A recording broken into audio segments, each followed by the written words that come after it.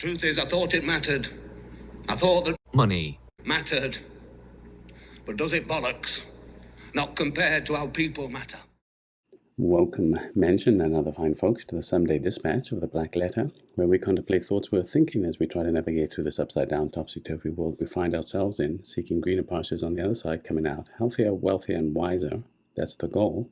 And in order to do that, to build our best lives, we have to understand what's going on and peek behind the curtain and through the smoke and mirrors, if you will.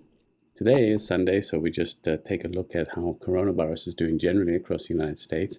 Looks like around the world primarily, we might be heading into the second wave, so that's something to be aware of.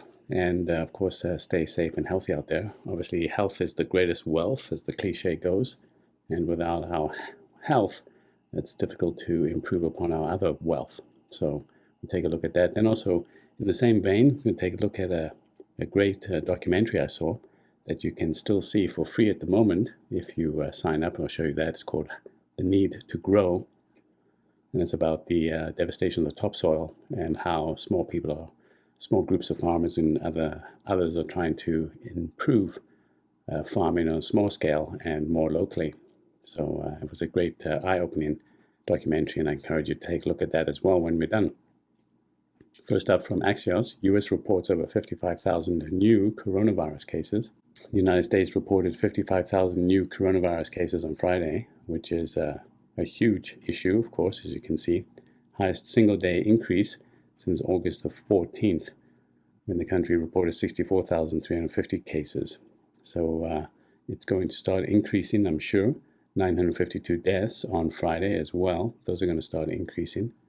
The US is now averaging 43,000 new cases per day, which is a 16% increase from a week ago. You can read the rest of the article where it talks about the cases where they're increasing the most, mostly the West and Midwest, and some of these Montana, Texas, Utah, etc. have seen their daily infections rise by at least 60%. Quite crazy. So things are not going away yet. Not that we would expect them to, but of course it's important to be prepared so you know what's out there. In fact, Google has put out coverage on their Google Maps app where you can actually see where the hotspots are within wherever your city or county is. And that's something perhaps to take a look at. And let me see if I can find that for you. Okay, so here you go. You can see from Google Maps Help, if your area is affected by COVID-19, you can use Google Maps to obtain relevant information on impacted places. And there's a little couple of squares on top of each other in the top right-hand corner, as you can see here. Tap the layers, and then you can find COVID-19 info. And this is where they are looking at for a 7-day average for the number of new cases per 100,000 people. Obviously, gray is not so bad. Anything yellow and darker red, of course, is where it needs to be concerned with. So there you go. I'll leave the link in the description. You can check that out. Could be a handy feature if you're concerned about that. New York daily coronavirus cases top 1,000 for first time since June. And of course, arguably, New York did a huge shutdown at some point. And yet that wasn't enough. Mind you, they might have reacted a bit lately on that as well when it originally came out. So of course you have to remain vigilant, especially as the second wave comes through, because things are going to test us and test our resolve as well. But there's not much of an appetite, and I understand that, for being locked down again. And I probably won't do that. But if the hospitals get overwhelmed, they'll have no other choice, really. So on Friday, New York reported more than 1,000 coronavirus cases for the first time since June, which is crazy. And as we see here too, the New York City metropolitan area was seen as the epicenter of the COVID-19 pandemic throughout the spring.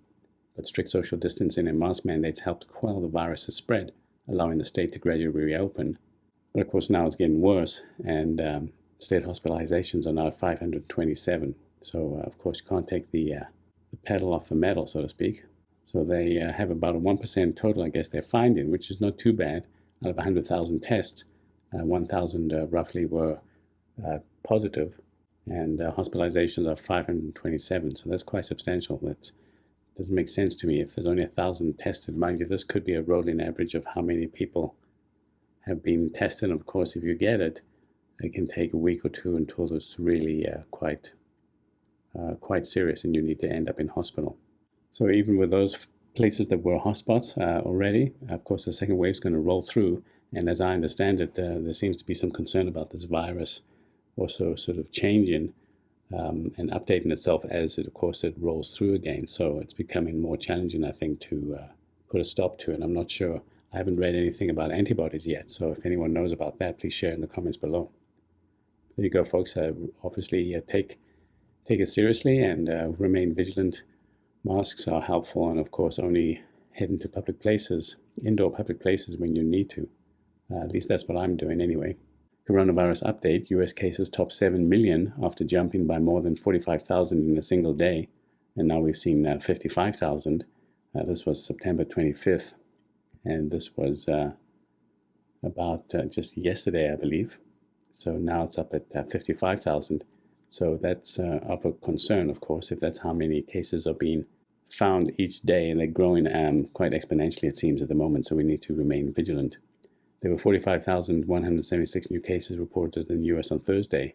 And then this would have been obviously Friday or Saturday, I believe. I was looking at this last night. So this could be on Friday. Yeah, this was on Friday. So from Thursday to Friday, jumped by 20% roughly, right? From 45,000 to 55,000. And that was up from 41,000 on Thursday. Well, that should probably read Wednesday, I imagine. Anyway, there are at least 885 new coronavirus deaths over the past day, down from 1,091 before. And now I think they're talking about over 900, right?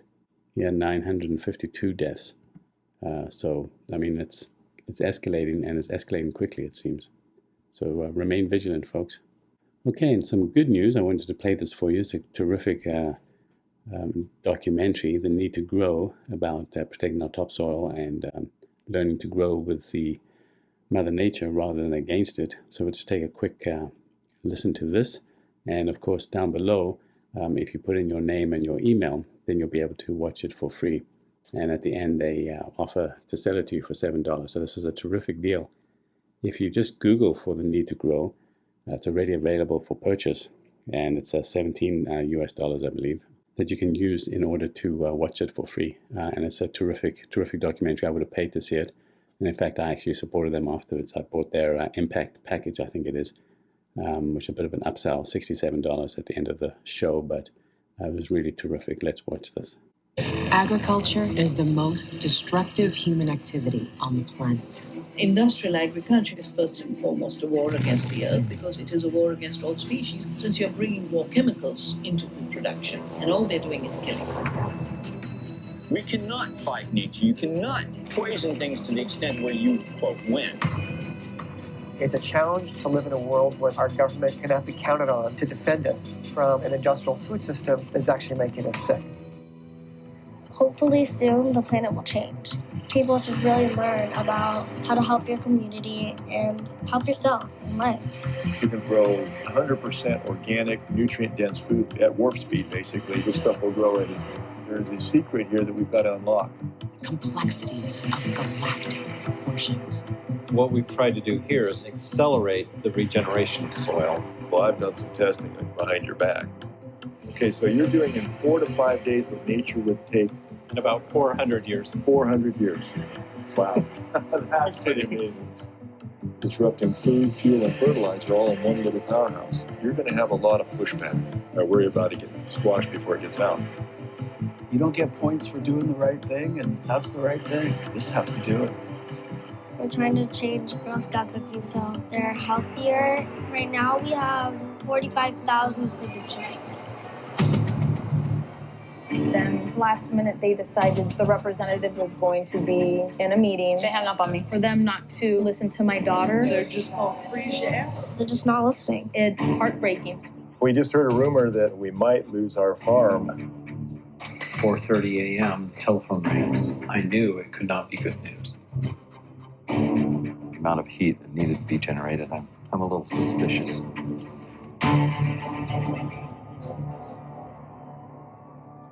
To say that we care about the future of this planet, to say that we care about the survival of our species, and to not take action is simply no longer an option. the rule of evolution of those organisms that can adapt to change triumph. Those alert enough among us are obligated to help. We have to keep going. We have to keep pushing forward. We need to stop playing games and start saving the planet. The future is in our hands. Anyway, there you go. If you have the chance to have a look at it, well, you do have the chance. If you have the time, I would really recommend it. It's fantastic. In fact, it's started to inspire me to maybe grow some food. I don't really have any land here, living in a townhome as I do. I don't actually own any of the land, so I could do some patio gardening or something like that. So anyway, I think it's important we understand where our food comes from. Food obviously is the most important route to sustainable health for both us, the planet, the animals, of course. So definitely worth a watch. I encourage you to do that. All right, and now before we get to the cryptocurrency market and our online oracle, our trusty sidekick, the 8-ball economist, I wanted just to show you the earnings coming up. Not much, of course, on this docket this week, but nevertheless, let's take a look. Okay, so these are the most anticipated earnings for the week beginning September 28th.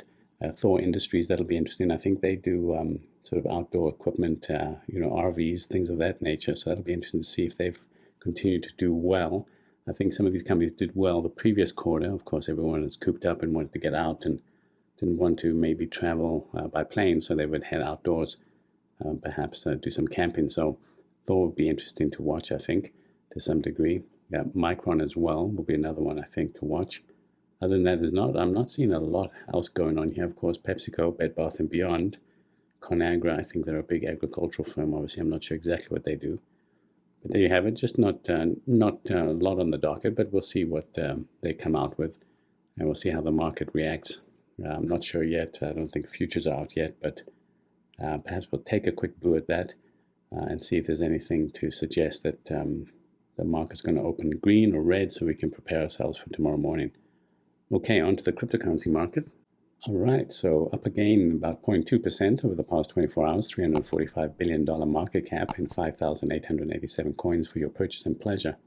Bitcoin's still around 57% dominance. And as we can see on the top 10 here, it's a bit of a mixed bag. Sort of starting to flatten out, I think. Most of the big selling is maybe off. Bitcoin's still up above 10.5, which is good. Ethereum kicking around the mid threes. XRP not really doing much, as most of these. Yeah, so, not much else. Monero up a little bit. Stellar continue under pressure. Might end up being below 7 cents. Stellar, I'm not sure if it's ever going to amount to much. I own a little bit of it. But anyway, we'll see what happens, I guess. Time will tell. And there we have it. Top coins, Uniswap, still under a little bit of selling pressure after that big drop. There you have it, folks. All right, on to the online oracle for today's most pressing question. So we're talking mostly about the COVID and the health issues currently going around. So I thought I'd make an interesting question for the online oracle. Has the second wave of COVID started? I think we're probably in the first innings of it. Let's see if it agrees. As I see it, yes. So there you go, folks. It seems to me that this online oracle, this 8-ball economist, is becoming just as valuable, if not more accurate, than any of the other analysts that are with the banks. And of course, that's why I use it, just so that I don't take any of that nonsense too seriously. It reminds me that the analysts are obviously selling their book, and more importantly, they have agendas to protect their business interests. So I take everything they say with a huge grain of salt. There you have it, folks. All right, and tomorrow's Monday. We'll get a sense of how the week is going to start shaping up. Thanks so much for joining me. Hope you're staying well, staying healthy and safe out there, paying down debt, squirreling away some savings, and eating better, eating plant-based foods for yourself and for your health. And of course, I encourage you again to watch that documentary, The Need to Grow. Thanks so much. Remember, above all else, dumb spero, spero.